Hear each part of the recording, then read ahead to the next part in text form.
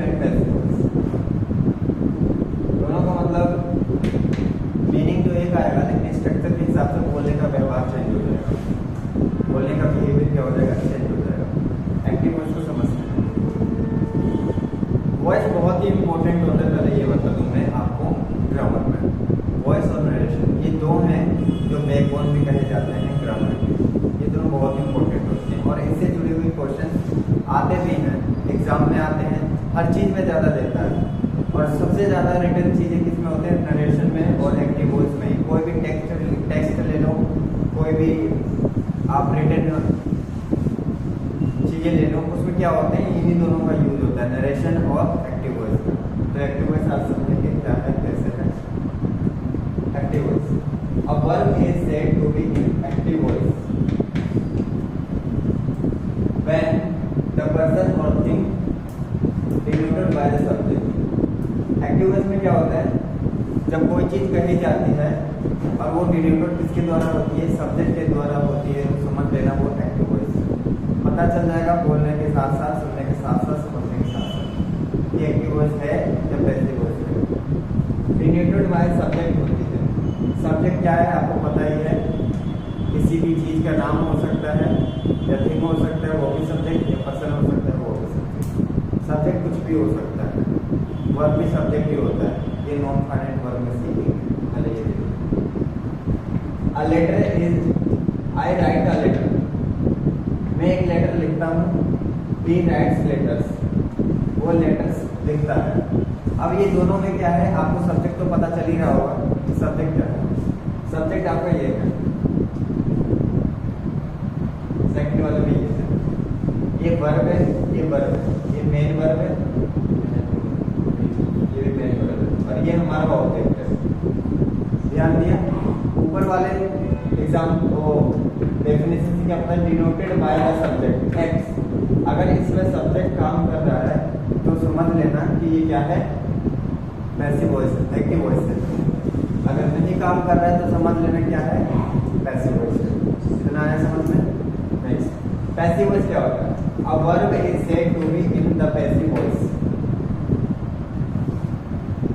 when the person or thing denoted by the subject does not act but suffers the action done by someone something।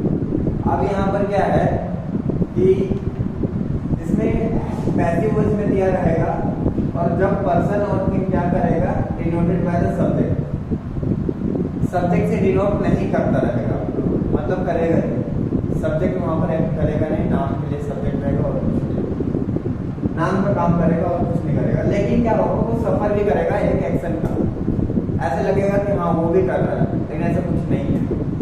But suffers the action done by someone, किससे सफर करेगा, action done होगा किसी someone से या something से, और किसी से नहीं। वो कारक कहाँ आएगा, बाय लग गए, जैसे यहाँ पर दिया वैसे यहाँ पर भी दिया। Example, a letter is written by me. अब यहाँ ध्यान देखना, a letter is written by me. अब ये बाय लेटर समवन लगा है और रिटर्न है, वर्ब की थर्ड फॉर्म है, और पैसिव का ये साइन है आपका इस्तेमाल प्रेजेंट में है सेंटेंस, और ये एक्टिव वॉइस का ऑब्जेक्ट है जो यहाँ पर सब्जेक्ट का काम कर रहा है, जिसे बोल सकते हैं पैसिव सब्जेक्ट भी बोल सकते हैं। क्या बोल सकते हैं, पैसिव सब्जेक्ट भी बोल सकते हैं।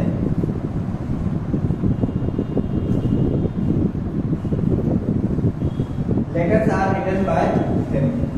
अब ये क्या है, एक्टिव वॉइस में ये क्या बना था, ऑब्जेक्ट बना था, और यहाँ पर ये क्या बना, पैसिव सब्जेक्ट बन रहा है। क्या है, पैसिव सब्जेक्ट बन रहा है, और ये पैसिव वर्ब है, और ये वर्ब की थर्ड फॉर्म है, और ये प्रीपोजिशन लगा के हमने ऑप्शनल एजेंट डाल दिया है। क्या डाल दिया है, ऑप्शनल एजेंट।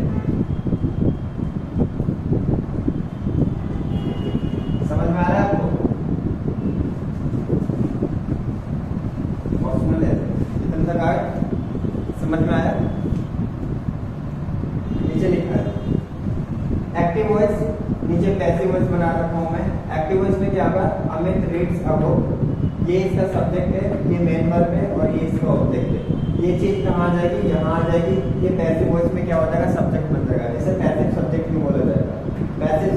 आपका ये था इसमें ऑब्जेक्ट, ये पैसिव सब्जेक्ट बना अब इजेमआर के साथ पैसिव वॉइस में आता है, पैसिव वॉइस में इजेमआर आता है, तो ये क्या है passive verb, passive helping verb भी बोल सकते हैं आप इसे।